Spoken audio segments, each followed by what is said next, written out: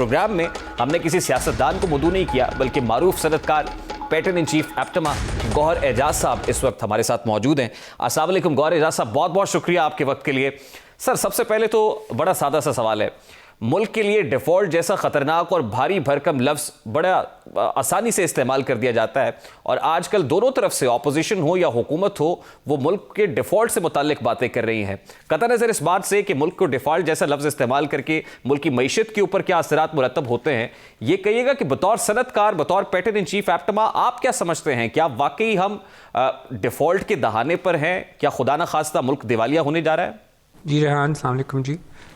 देखें, आप जो है पाकिस्तान के बारे में जो है अगर डिफ़ॉल्ट की बात करेंगे तो मैं as a businessman, as an industrialist, as APTMA का पैटर्न चीफ ये सोच भी नहीं सकता कि जो है पाकिस्तान कभी भी इस कंडीशन में आएगा कि वो डिफ़ॉल्ट करे। पाकिस्तान की एक्सटर्नल डेट की जो पोजीशन है वो आज भी वही है जो कि पिछले 4 साल पहले थी। हमारा जो रीपेमेंट्स हैं वो तकरीबन 23 बिलियन डॉलर की हैं। हम करंट अकाउंट डेफिसिट हमारे हाथ में है, हम समझते हैं कि 10 बिलियन डॉलर, फाइनेंस मिनिस्टर साहब कहते हैं कि होगा 33 बिलियन डॉलर है, और 33 बिलियन डॉलर की फाइनेंसिंग ज़रूरी है।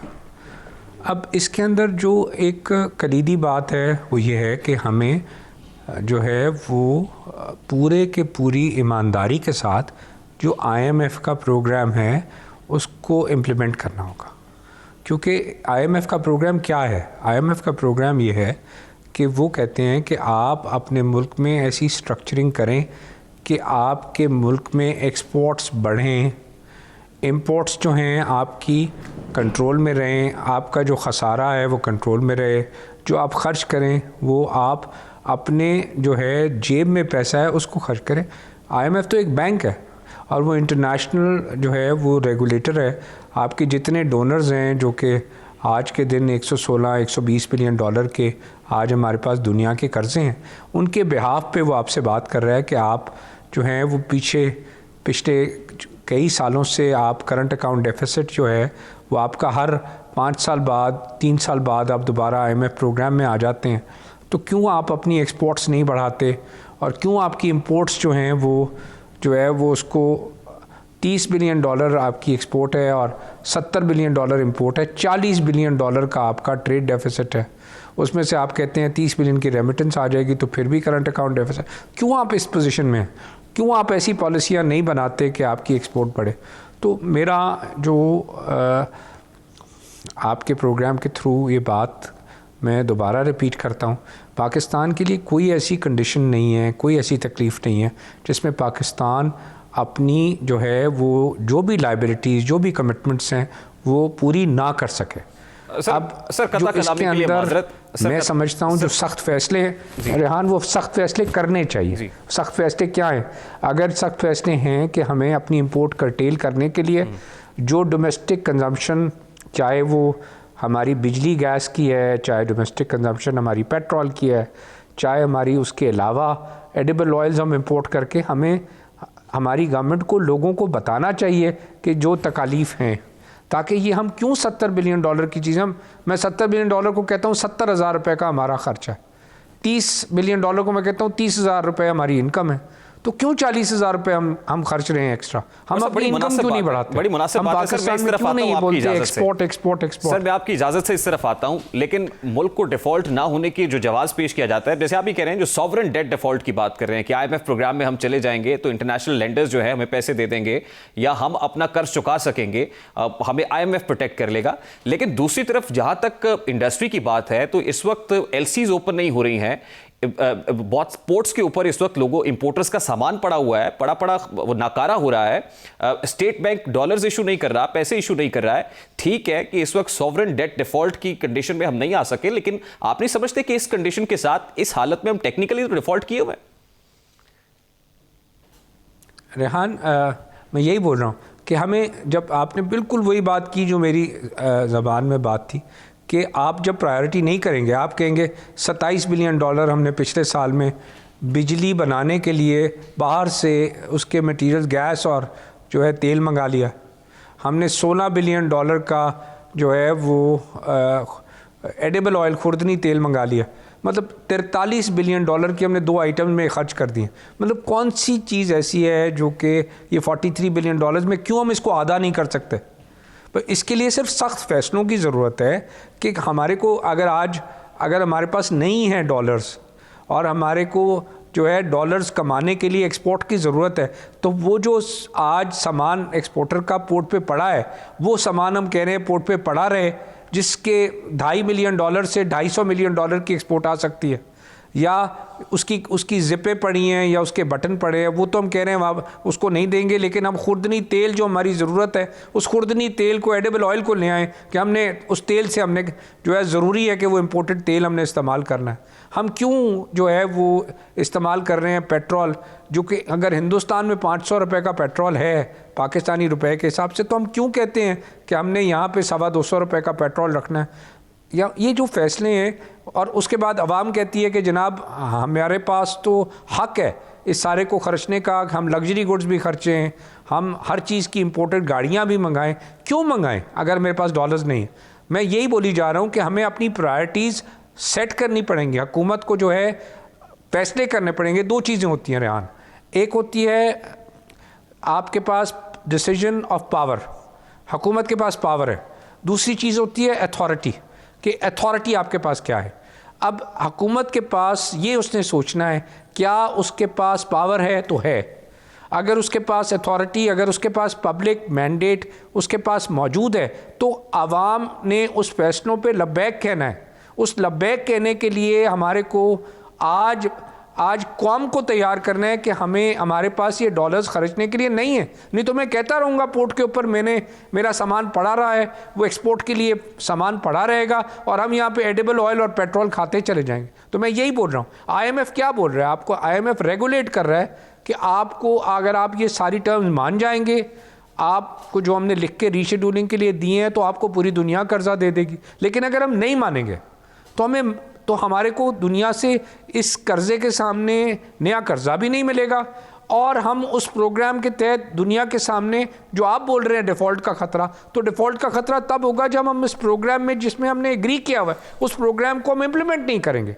This is what the whole problem is. हमें मनोमन जो हमने टर्म्स एग्री किया, हमें मनोमन माननी होंगी या उनको मनानी होंगी अगर हमारे को मसाइल हैं। जी सर, एक दिक्कत है ना, देखिए IMF तो यकीनन फिस्कल डिसिप्लिन की बात करेगा और चाहेगा भी कि हमारी इकोनॉमी में फिस्कल डिसिप्लिन आए, करेक्टिव रिफॉर्म्स की बात करेगा और हमसे ये इस्लाहात कराना भी चाहेगा। लेकिन सवाल हमारे यहाँ बड़ा सादा सा है कि एट व्हाट कॉस्ट? जो हमारी हुकूमतें हैं वो पॉलिटिकल इंस्टेबिलिटी की वजह से ऐसे फैसले नहीं कर पा रही हैं जो फैसले इकोनॉमी के लिए बेहतर हों, बल्कि वो फैसले हो रहे हैं जो पॉलिटिक्स के लिए बेहतर हों या उनकी अपनी सियासत के लिए बेहतर हो। तो आप ये समझते हैं कि जो पॉलिटिकल टर्मोइल है या पॉलिटिकल इंस्टेबिलिटी है, वो भी एक बहुत बड़ी वजह है कि हम वो देर पा फैसले, क्योंकि आप इंपोर्ट सब्स्टिट्यूशन की बात कर रहे हैं। इंपोर्ट सब्स्टिट्यूशन यकीनन ओवरनाइट नहीं हो सकती, उसके लिए तो आपको ऐसे फैसले करने पड़ेंगे जो अगले 5-10 सालों के लिए हो। रेहान, फैसला ये करना है कि हमने रियासत बचानी है या हमने हुकूमत बचानी है या हमने इस कौम को बनाना है। मेरा ईमान है हमने इस कौम को बनाना है। ये 23 करोड़ लोगों की कौम है और इस कौम को जो है वो, ये मुल्क हमारे पास बहुत बड़ी इस कौम का सरमाया है। इस मुल्क को हमने लेके आगे चलना है। रेहान, ये हम दुनिया की 5वीं बड़ी पॉपुलेशन है, हमने 5वीं बड़ी इकॉनमी बनना है। हमने ये ख्वाब देखना है कि हमने 5वीं बड़ी इकॉनमी बनना है। हम 30 बिलियन डॉलर की एक्सपोर्ट के ऊपर खड़े हैं, हमने 300 बिलियन डॉलर की एक्सपोर्ट होना है। हमने 300 बिलियन डॉलर की इकॉनमी खड़े हुए हैं, $1300 पर पर्सन की इनकम पे खड़े हैं। हमने तो इससे 10 गुना आगे जाना है रेहान। तो ये आज के दिन जो भी फैसले हैं, वो फैसले हमने वो करने हैं जो हमारे मुल्क के लिए ठीक हों।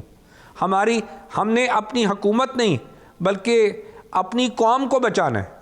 तो जो आपने फैसला करना है कौम के साथ शेयर करें ना, कौम को जगाएं, कौम को बताएं कि कौम को ज़रूरत क्या है और उसके बाद मुल्क को लेके चलें। कोई मसला नहीं होना, लेकिन अगर कौम से छुपाएंगे तो मसला होगा। मैं ये बोल रहा हूँ। और हमें एक्सपोर्ट बढ़ानी है, हमें डोमेस्टिक इकॉनमी चलानी है, हम अगर अपनी डोमेस्टिक इकॉनमी को बंद कर देंगे, हम अगर एक्सपोर्ट को के लिए जो मटेरियल्स आए हैं पोर्ट से नहीं छुड़ाएंगे, हम IMF प्रोग्राम्स को जो आया जो उसमें गलतियां उनको भी बताएंगे, तो बैंक है ना, वो मान जाएंगे। क्यों नहीं मानेंगे? अगर जो चीज़ें मुल्क के लिए बेहतर है वो IMF भी मान जाएगी अगर उसमें हमें तब्दीली करने की ज़रूरत है। लेकिन हमें मुल्क चलाना है, हमें मुल्क बचाना है, अपनी कौम को बचाना है।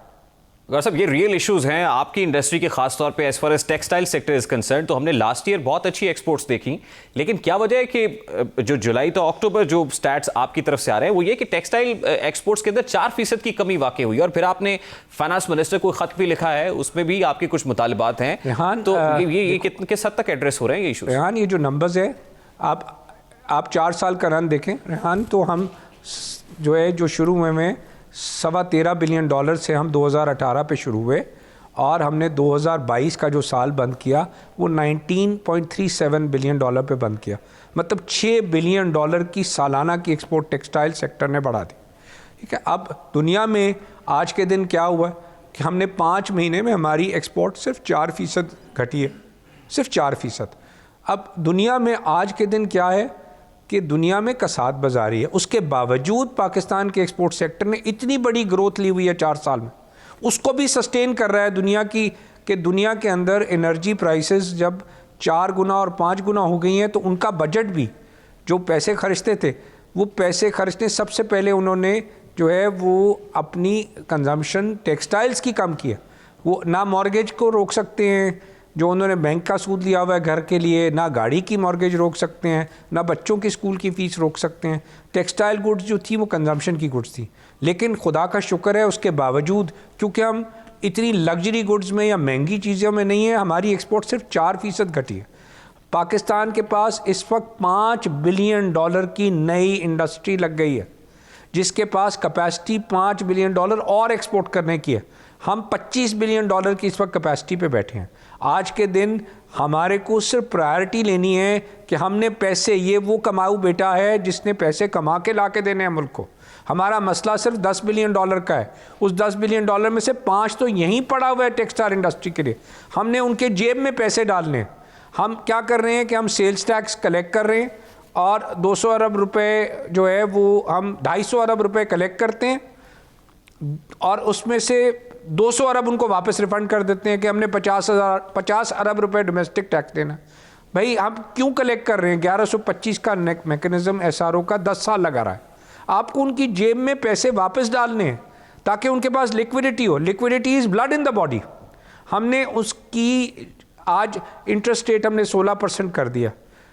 डोमेस्टिक इकॉनमी को हमने कहा है कि हमने कूल डाउन करना है, मुल्क में इन्फ्लेशन है। मेरा सवाल है कि पैसा तो सारा हुकूमत ने बोरो किया हुआ है, तो ये 16% का जो सूद है वो हुकूमत ने जो पैसा बोरो किया हुआ है सारा तो उस पर लग रहा है। 30 ट्रिलियन रुपया आज हमारे बैंकों से हुकूमत ने बोरो किया हुआ है, तो 16% का मतलब है 5 ट्रिलियन रुपया हुकूमत जो है वो उसके ऊपर सूद अदा कर रही है। तो जो टैक्स 7 ट्रिलियन का लेगी, 5 ट्रिलियन तो उसमें से सूद अदा हो जाएगा। हुकूमत के पास चलाने के लिए 2 रह गया। क्यों 16% सूद है? क्यों आप इसको जो है नेगोशिएट नहीं करते इसको IMF के साथ? और आज टर्की में 9% का सूद का रेट हो गया, 85% की इन्फ्लेशन है। हमारे यहाँ तो सारी इंपोर्टेड इन्फ्लेशन है, क्योंकि डॉलर की वजह, डिवैल्यूएशन की वजह से हमारे यहाँ पिछले साल आज के दिन 170 रुपये का डॉलर था, आज डॉलर का रेट 224 या 225 रुपये। सारी की सारी उसकी बेसिस पे आपकी जो है इन्फ्लेशन आई हुई है, इंपोर्टेड इन्फ्लेशन है। उसका क्या तल्लक है सूद के रेट से? आप सूद जो है वो हमारी domestic economy, domestic business, government के ऊपर प्रेशर जो है वो आपकी कलेक्शन का सारा पैसा जो है वो सूद में जा रहा है। आपको इस सिस्टम को चलाना है। डोमेस्टिक इकॉनमी रुकी पड़ी है उसकी वजह से। सर लास्टली आपने डोमेस्टिक इकॉनमी चलानी है, आपने एक्सपोर्ट सरप्लस क्रिएट करना है, आपने मामलात हुकूमत चलाने। ये सारी चीज़ें आपको, अगर IMF से प्रोग्राम में कोई गलती हुई है तो आपको करेक्शन करानी है उनमें से। एक प्रॉब्लम है ना गौर साहब, एक प्रॉब्लम है। देखिए आईएमएफ जो डू मोर का मुतालबा कर रहा है, वो 800 बिलियन के मजीद टैक्सेस कलेक्ट करने की बात कर रहा है आईएमएफ हुकूमत से डू मोर का मुतालबा कर रहा है। ऐसे में आप भी हुकूमत से ये कह रहे हैं कि जो गैस टैरिफ है उसके अंदर कमी लेकर आए। बिजली के टैरिफ के हवाले से लोग ये कहते हैं कि जो एक्सपोर्ट ओरिएंटेड इंडस्ट्री है उसको ऑलरेडी हुकूमत ने, इसहाक डार साहब ने आने के बाद जो है वो काफी स्पेस दी है। अब गैस से मुतालिक बात हो रही है तो वो एक बहुत बड़ा शिकवा आईएमएफ का पहले है कि आप टैक्स रेवेन्यू कलेक्ट नहीं कर पा रहे और दूसरी तरफ सब्सिडीज दे रहे हैं। रेहान, आपने जो बात की मैं उसी का जवाब दे रहा हूँ। 800 अरब वो आईएमएफ क्यों बोल रहा है कि आपका डेफिसिट हो गया है 800 अरब रुपए का। अब जो डेफिसिट हुआ, मैं कह रहा हूँ ये अगर 30 ट्रिलियन का हुकूमत का डेट है, आप 2.5% इंटरेस्ट रेट खत्म कर दें तो आपका जो है ये डेफिसिट खत्म हो गया। आपको नए टैक्स लगाने की जरूरत ही नहीं है। आपको फैसले करने पड़ेंगे जो पाकिस्तान के, और उनके साथ बैठ के एग्री करना पड़ेगा आईएमएफ के साथ। आप क्यों दे रहे हैं 30 ट्रिलियन के ऊपर 16% सूद? आप क्यों नहीं इसके ऊपर 2.5% सूद कम कर लेते? आपके ये 750 अरब, ये जो पैसे 800 अरब बोल रहे हैं, सारे 800 अरब रुपए पूरे हो गए इसमें से। So we need to take decisions which are the right decisions for our country. मैं फिर रिपीट कर रहा हूँ, they are a bank, they are a regulator. उनका मकसद है कि पैसे आपके पास पूरे हों, आप दोबारा बोरो ना करें, ना डोमेस्टिक बोरो करें ना international borrow. We need to give them a plan, ठीक, कि डोमेस्टिक प्लान क्या है, इंटरनेशनल प्लान क्या है। हमने उनको कॉन्फिडेंस में लेना है, कॉन्फिडेंस में लेके एग्जीक्यूट करें। ठीक, हमारी इंपोर्टेड इन्फ्लेशन है हमारे यहाँ। मैं रेहान रिपीट करता हूँ, दुनिया के अंदर कॉन्सेप्ट है कि लोग बैंकों से पैसे बोरो करके मकान खरीदते हैं, गाड़ियाँ खरीदते हैं, उसके अलावा बच्चों की यूनिवर्सिटी की फीसों तक के लिए उन्होंने बैंकों से कर्जा लिया। हमारे यहाँ तो कर्जा हुकूमत ने लिया हुआ है, और अगर कारोबार ने लिया है तो कारोबार ने सिर्फ रॉ मटेरियल के लिए लिया है, इसका इन्फ्लेशन से कोई तल्लक ही नहीं है। बहुत शुक्रिया गौहर एजाज साहब, पेट्रोलियम चीफ एप्टमा हमारे साथ मौजूद